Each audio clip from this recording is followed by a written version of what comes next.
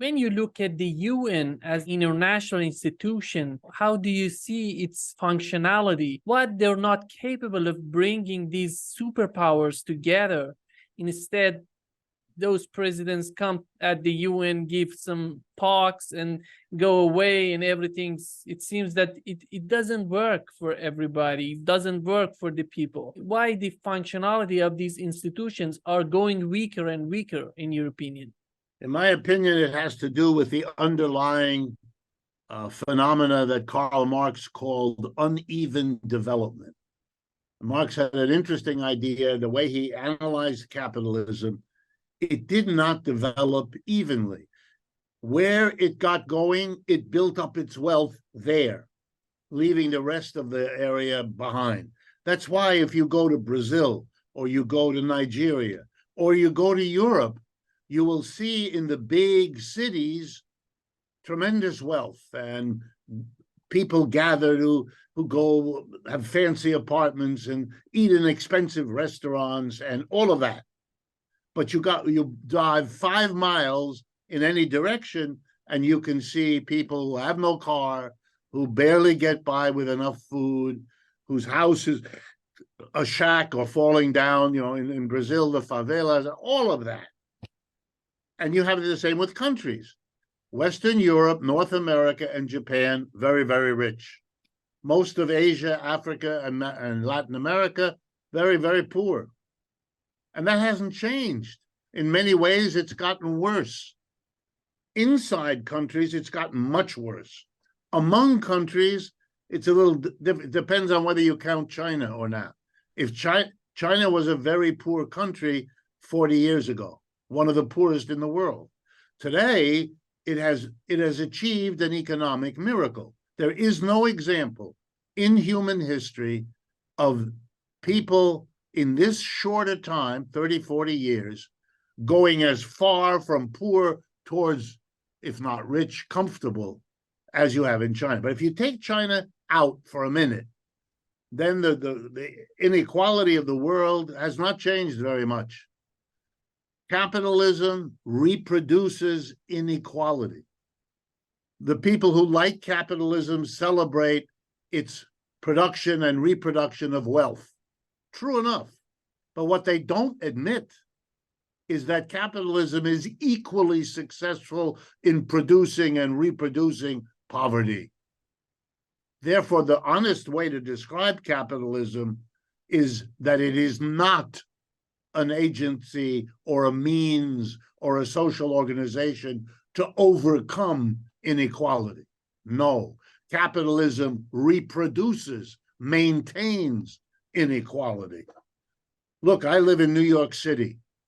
I live 5 miles from the richest place on earth.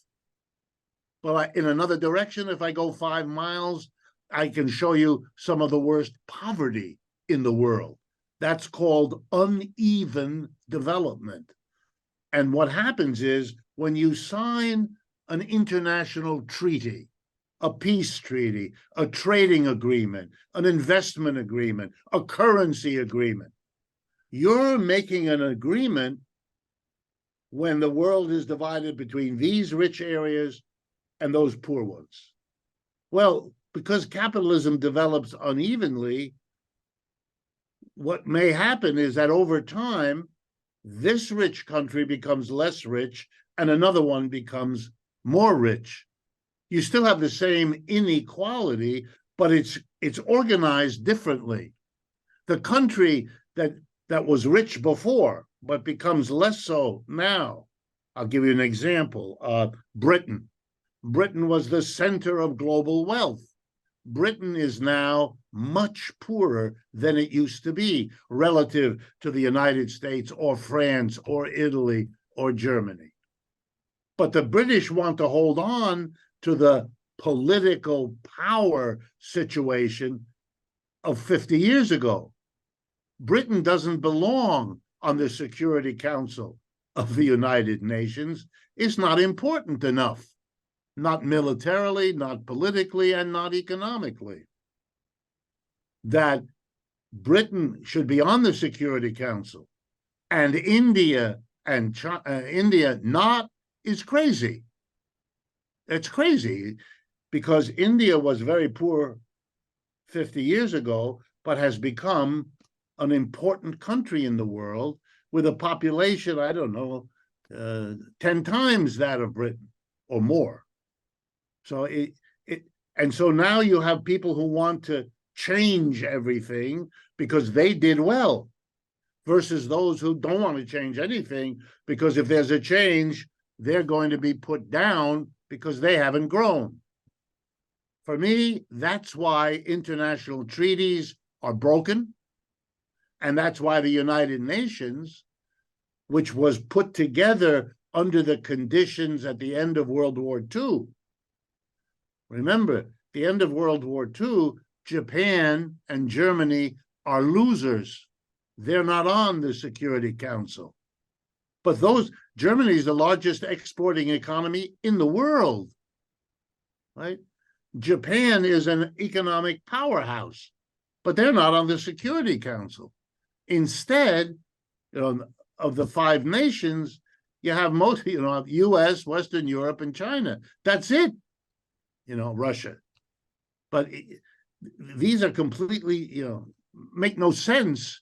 And I think what you're seeing is that the United Nations doesn't get much done because the 5 left over from World War II, the 5 members of the Security Council, can and do stop anything from happening with their veto power that they don't want.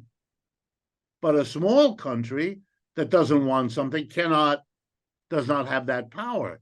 They resent that.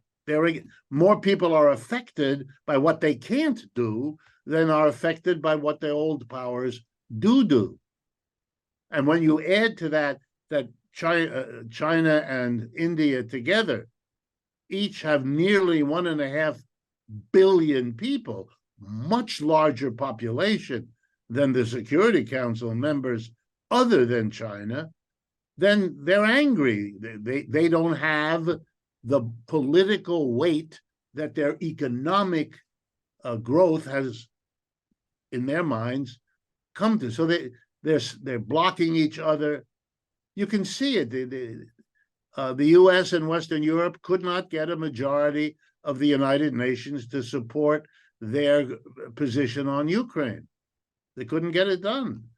They either voted with the Russians or they abstained, didn't vote at all.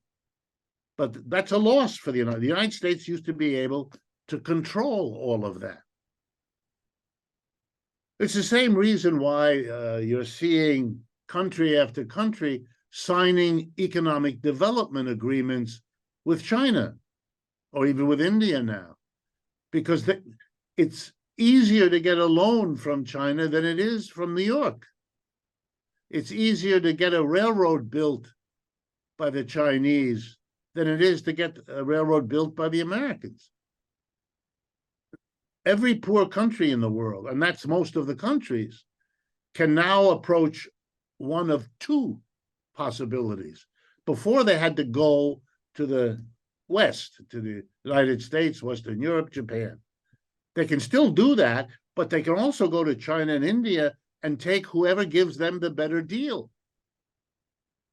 And this changes everything. And I think what you're seeing is everybody is trying to figure out how best to adjust to this fast-changing world economy. And while they're figuring that out, they don't want to make a mistake and make a decision they will regret later. So the UN becomes a place where you go and give a speech. But other than that, the real dealing is done outside there. Richard, dealing is done among the BRICS nations, how to develop BRICS. Dealing is done among the G7, how to react to the BRICS, all of that. But the UN, where everybody gets together, they don't trust each other. They don't, those that are out believe they shouldn't be. Those that are in want to hold on, even though they know they shouldn't. This is a mess, and it produces inactivity. Richard, we know that Putin and Xi didn't participate in G20 Now they're having a forum in China, and Putin was invited, and he's going to be there in October. And it's called a Road and Belt Forum. How important is this, in your opinion? Well, I think this is the same issue I mentioned before. It's called the Belt and Road Initiative. It's been going now for, I don't know exactly, but I'm guessing now at least 10 years. So this is not new. This is an attempt by China with its allies to develop their own global supply chains, their own ability to move raw materials, finished product, people from the land mass of Asia to the land mass of Europe, with connectors to other parts of the world as well. But this is the arrival of China and the BRICS to be a global force. Remember, up until now, the world economy has been overwhelmingly shaped and controlled by the West, by Western Europe, North America, and Japan. They decided what to trade, how to trade it, where to trade it, whether to use boats or overland or airplanes. Everything is decided by the West. And those decisions that are made, and I mean decisions like, are we going to invest in railroads or in shipping? Are we going to build a harbor there or there? Are we going to build storage facilities over here or over there? All of those decisions were made by Western banks, Western corporations, and Western politicians working with Western banks and Western governments and so on.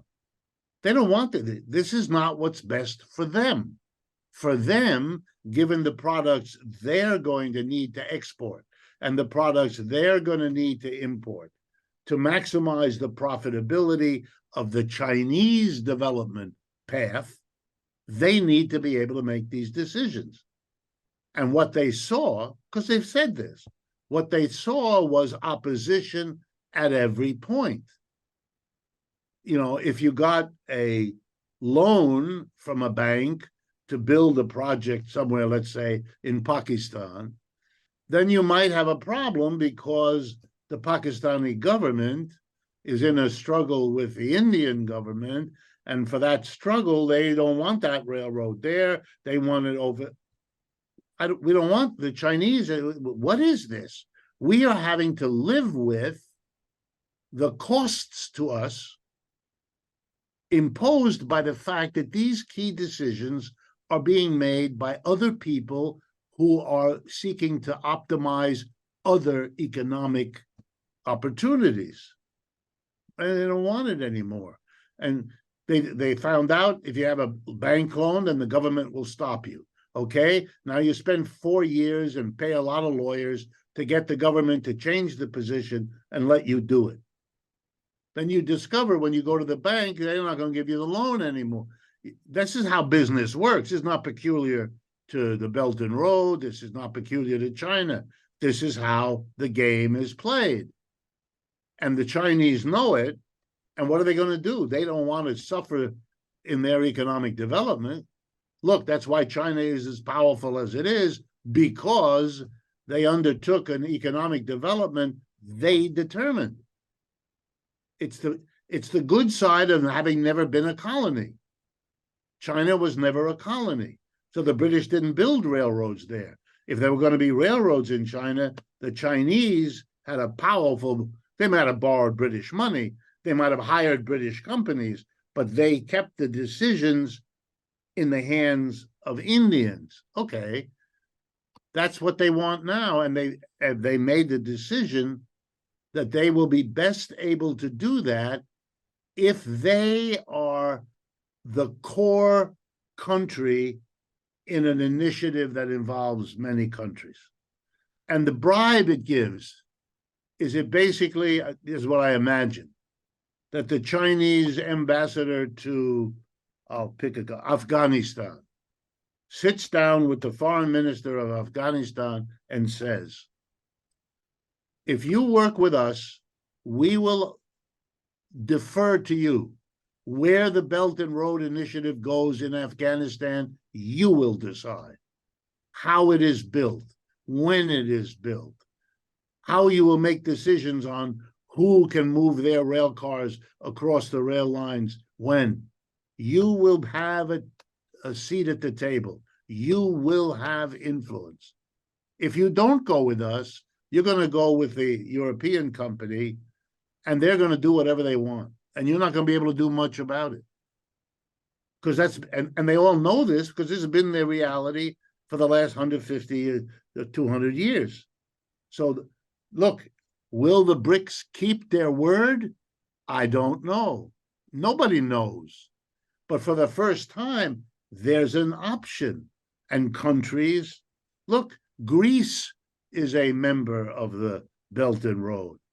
And other countries you might not have thought of because they needed. The Belt and Road had to declare what port in the Mediterranean Sea will be the port of arrival for Chinese exports and imports.